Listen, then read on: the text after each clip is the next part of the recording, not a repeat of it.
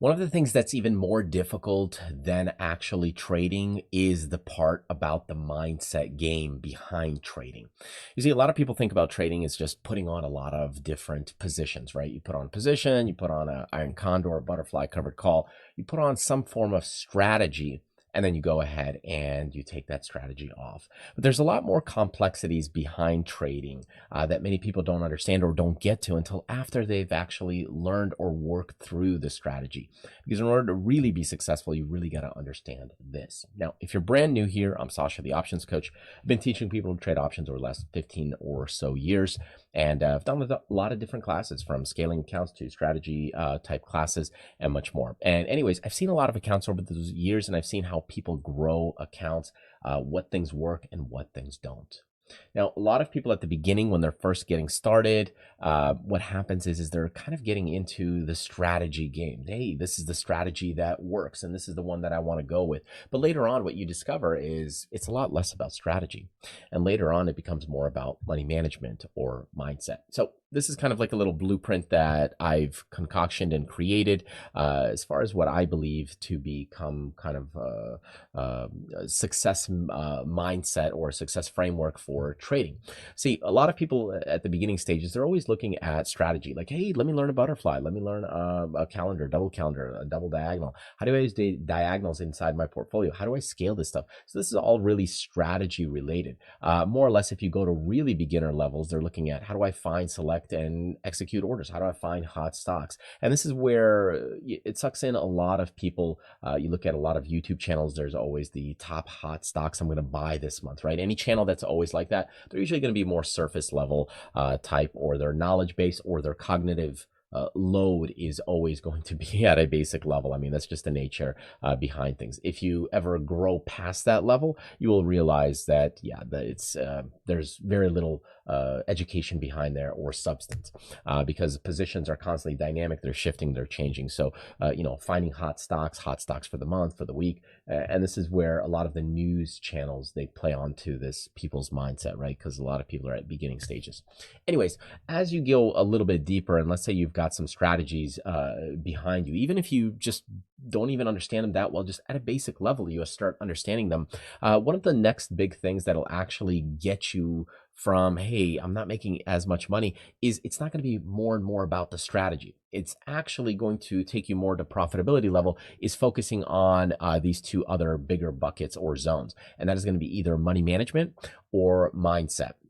Depending on you, the person, it will vary which one will be more beneficial for you. So, for example, for some people, they struggle with handling the amount of capital or managing capital behind it. Other people, they really freak out and have the mindset issue as far as that skill set where they, hey, get a little more panic, more scared, more emotional, right? They just have a little bit more of that inner problematic concepts. If you think about players like Michael Jordan or Wayne Gretzky back in the day, a lot of it is, yes, you have to have the skill set, right, as far as the strategy goes, but you also have to be able to handle when you don't make the shot or you don't make the goal.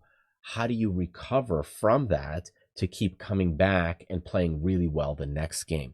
And that, a lot of that is mindset. So when we start looking at some of these things and we start looking at like, hey, the strategy, that part of trading, it's actually not too difficult to really understand the strategies. But why is it that, so many people learn about all these different strategies, or so many people learn about the charts and the technicals? Why is it that they're not that successful? Why is it that so many traders fail? And it's not really because there's not enough charting books or there's not enough strategy books.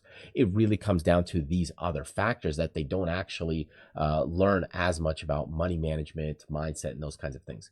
One of the classes we did recently, and by the way, if you're interested, you can check out the class talking about scaling different accounts, because different account sizes will have different cognitive loads on you. And you can check that class out on our website, the Options Black Belt website. You can take a look. We've got a lot of other classes in there if you actually just look at all the different material here that I've got from different classes, from trader workout, stair step, 50-50 coin flip out the money. I mean, there's a ton of different things and that we do as far as classes go. But anyways, check it out if you're interested and you want to dive a little deeper. But this one here as a free YouTube video that we're making, just want to share with you some thoughts, is that a lot of people, they're focused and they're at the beginning stages looking to pay for strategy, but it's not always going to get you out of the get you out of that hurdle or over the wall. You're going to need to work on the money management aspect and the mindset. One of the things I've worked on over the years is even studying things like PTSD. Not that I have PTSD, but just like understanding how the brain and psychology works. How do the different goal setting things work? How do letting things go work? How does our brain process these things, or our emotions kind of deal within those psychological levels? And that helps a lot in trading. For me, at least, it helped me quite a bit. But for some people, it may not be as beneficial. But the point is that we need to make sure that we're always trading at a much more level-mindedness rather than at a higher emotional state.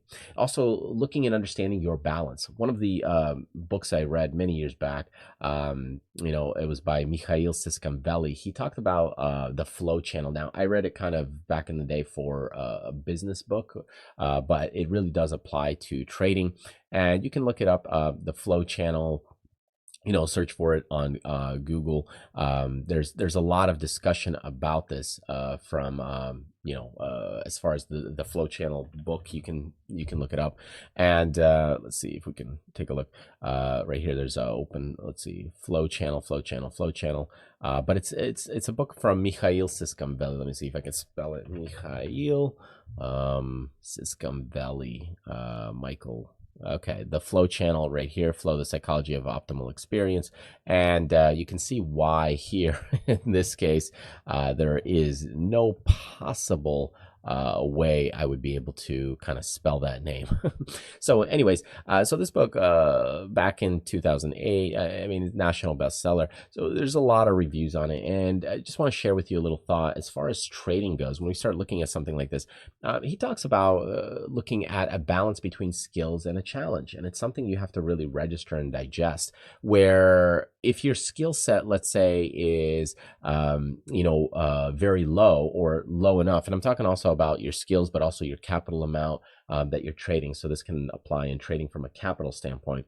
But if you have kind of at the lower level and your challenge is high, and let's say you're trading a lot of capital, let's say you got $10,000 account and you're trading 9 grand of it. Well, now the challenge is high. You're going to get that anxiety behind it. And that could be the issue and problem.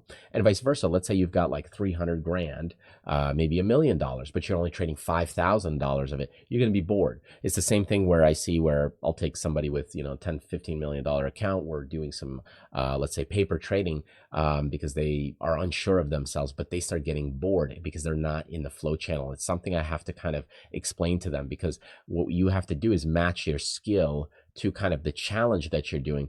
And this allows you to be more in the flow, right? It's kind of like thinking about, you're running in the flow, or you're, biking in the flow. You're playing tennis. The shots are being hit. You're in the flow. And that's what you want in trading as well. So again, the mental side of it is very important when it comes to trading. And most people don't think about it, because this is way harder and way difficult to figure all of this out, the mindset behind it, thinking about, your trading overall, your actions, thinking about your portfolio. How does your mindset, your emotional intelligence, hey, did I do something wrong? All of this is very difficult to admit. I mean, just look at humans in general. How many of them in the real world, like look at in business, look in government, how many of them are going to say, hey, I screwed up?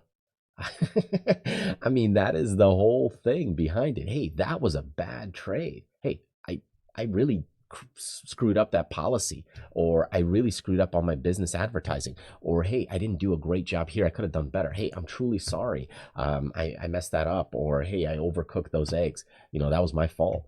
Very few people are able to do that. And this in trading is what makes it so difficult, is because the mindset aspect of it is that you have to look at things objectively. You have to look at things very clearly from without being biased, because a lot of times humans like to distort information. We like to, construct things to make ourselves feel a little bit better. It's our defense mechanism. It's the way we protect ourselves. And, you see that when it comes into trading as well. So anyways, my point here is that when you start going into trading, it's not just about strategy. It's also a lot about that money management aspect. It's about the mindset, and making all of those things kind of work together and flow. That's where you get the trading success, because without it, you're going to fall apart, or you might have and understand a lot of strategies, but you're just not profiting because maybe your position sizing is too big, or maybe you freak out when a position goes against you. All of these things need to work, and that's the part that's more difficult. That mindset part becomes very, very difficult for people. Anyways, if I encourage you to work through this and look through this, one of the things to do is just to study some books on psychology. There's a ton of them out there. So this video, I just don't have the time to mention all those books, but study the information that kind of makes sense for you. Hey, if you're a little more, let's say, emotional, how do you deal with those emotions? How do you deal with if you're not honest with yourself? How do you deal with becoming more honest and objective with yourself? So there's tons of different books. I've even studied things from alcoholism to addiction and those kinds of things, because it gives you a little more insight into the brain. Not necessarily because you're really looking to understand, hey, how does addiction play a role, but how does the dopamine affect the brain? How does winning one trade another and allows you or makes you want to trade more and more and more? And how do you actually, hey, maybe you want to calm that down, or that's why people say take a breather after you have a larger win in trading. So anyways, that's what I want to share with you in this video, is just look at your mindset area of it. One of the things is definitely the flow channel right here. Another thing that I've studied many years back is just looking at higher self and lower self. Like when we are doing a lot of, let's say, business side or things, we have things that we talk about, like our higher self and our lower self. Like, sometimes when you're feeling down, and our rhythm might be kind of, here, and then we're in our lower self, then maybe we're here, and then we kind of go back up in our higher self. So what this means is that when you're in your higher self, you feel good, your positive energy. There's a good flow to things, right? But when you're in your lower self, you kind of feel a little bit down. You feel unsuccessful, maybe unproductive. Maybe you're just like lazy. So what we want to do is, when we're trading, if we are in our higher self, we're probably making good decisions. We're probably doing the right things. Now, that doesn't mean you want to be way over here where you're in the euphoria stage, okay? But I'm just saying in the higher self where you're content. So in here, when we start looking at these levels, that's where we want to be. But when you're in your lower self, this is probably the time where you don't want to be making these decisions, or making high degree trades, or putting on a large amount of capital. So we want to be aware of, when are we in the higher self, and when are we in the lower self. So that's kind of where you want to make some decent sized trades, or do more trading. When you're kind of, hey, let's say your son or daughter broke their arm or leg, you probably might be in the lower self, especially if it just happened, and you probably don't want to do a lot of trading decisions. But if all things are going well, then by all means, feel free. You might be in a higher self, make more trades, or put on a little bit larger position size. Market conditions look good and favorable to you. You kind of understand them. You've been in that zone before, then go ahead and put more trades. But if you've got stress, you got to take the kids, run around everywhere, you're also feeling sick, you're probably going to be in a little bit more your lower self.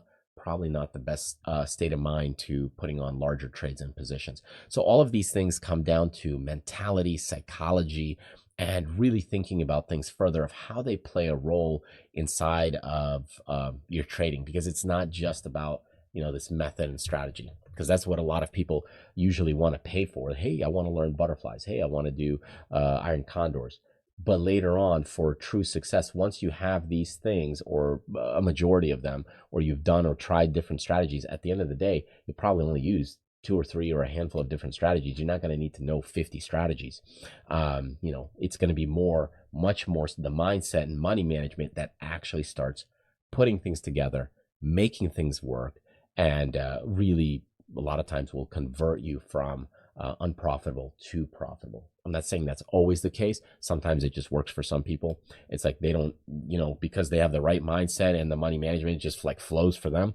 It can happen, but that means they already have it naturally inside of them. They just needed the method and strategy. For a lot of other people, what's going to have to happen is, they don't have the strategy just because you got to learn the business, but you also are going to have to work on this money management side of it. It's like, oh man, I don't know how to manage my money in terms of trading. You might know how to manage your money in terms of your bank account or your personal finances, but managing and trading, it kind of comes in and goes out a little bit differently. There's different things to look at, whether it's margin requirements or how much capital to choose up different positions. So it's a little bit different. You got to understand the money management part of it.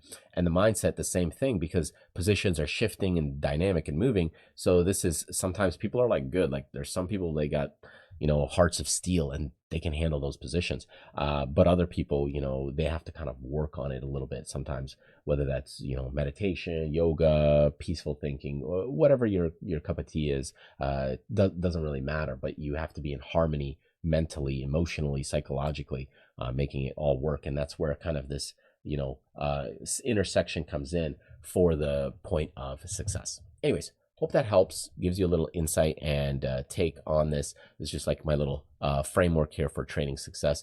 But it's definitely a lot more important than most people think when it comes to trading, is making all of this come together. So you got to be in the flow. You got to be in kind of a little bit of a mid or higher self.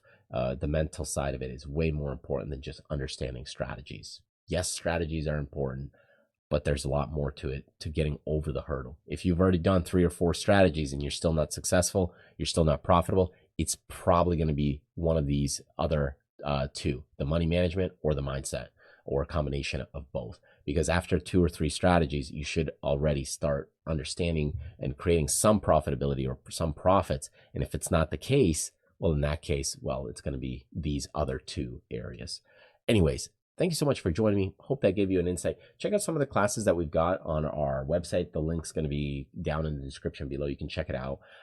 You can also book a free 20-minute chat with me just to chat about your current situation, positions, because I do a lot of other coaching and that kind of thing. But other than that, if you're kind of more self-study, I've done a lot of different classes out there depending on what you're kind of looking for, from micro, small little trading to, butterfly spreads, calendar spreads. I mean, you name it.